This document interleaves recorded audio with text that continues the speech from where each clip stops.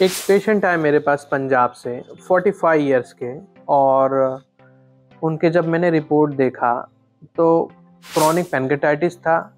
Pancreas throughout atrophy show कर रहा था उसका head, body and tail portion में। थ्रू आउट पेरेन्काइमल कैल्सिफिकेशन था, मल्टीपल, मतलब हेड, बॉडी, टेल में मल्टीपल कैल्सिफिकेशन थे। और डक्टल सिस्टम में भी मल्टीपल कैलकुलाई थे, स्टोन थे।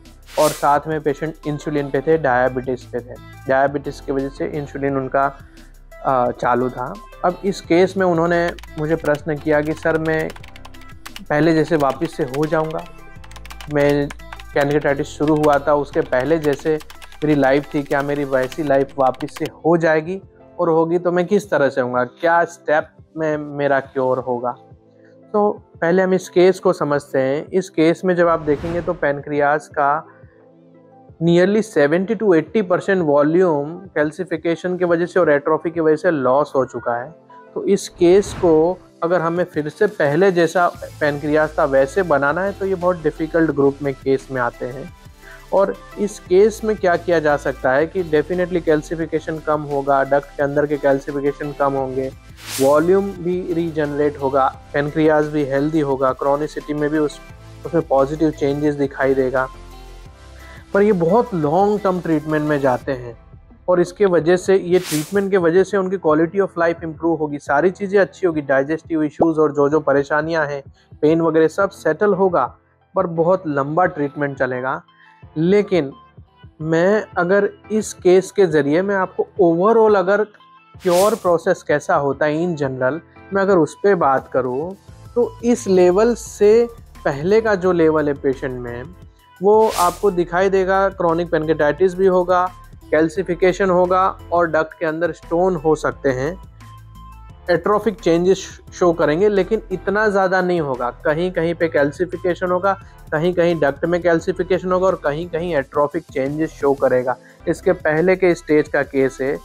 अगर केस यहाँ पे है तो यहाँ से रिवर्सल बहुत अच्छा रहता है, चांसेस हाई रहती है। और आप इसको और आगे जा कर के पूरा डेंस कैल्सिफिकेशन थ्रू आउट होने ना दे, यहाँ से ही सही ट्रीटमेंट शुरू करें और यहाँ से रिवर्स होना पॉसिबल। अब यहाँ से क्या होगा, इसके जस्ट पहले के स्टेप को आप समझोगे तो इस केस में या तो एट्रोफिक चेंजेस सॉल्व हो जाएगा या तो कैल्सिफिकेशन पेरेन्काइमा में या डक्ट के अंदर किसी एक जगह से सॉल्व हो जाएगा।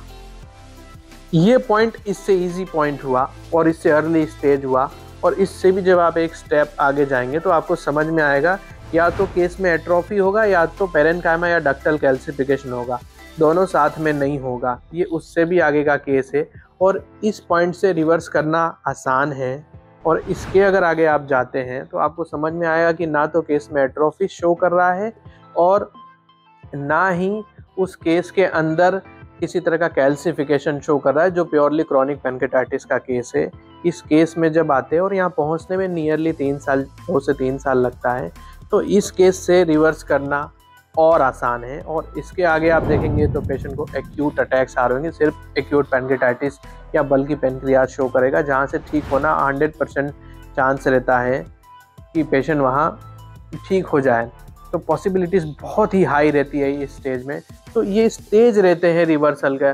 कोई भी केस जब वहाँ से जुड़ेगा तो मैंने जो बताया उस लेवल पे पहुँचेगा जहाँ पे उसमें थोड़े बहुत स्टोन डक्ट के अंदर या बाहर होंगे, एट्रोफिक चेंजेस इधर उधर होगा। उसके पहले का स्टेज होगा जहाँ पे आइदर स्टोन होगा और एट्रोफी होगा, उसके पहले क्रोनिक पैनक्रेटाइटिस का, उसके पहले एक्यूट का। तो पूरा रिवर्सल भी इसी पैटर्न में जाता है जब आप लेते हैं और धीरे धीरे आपका पैनक्रियाज लास्ट में हेल्दी हो जाता है।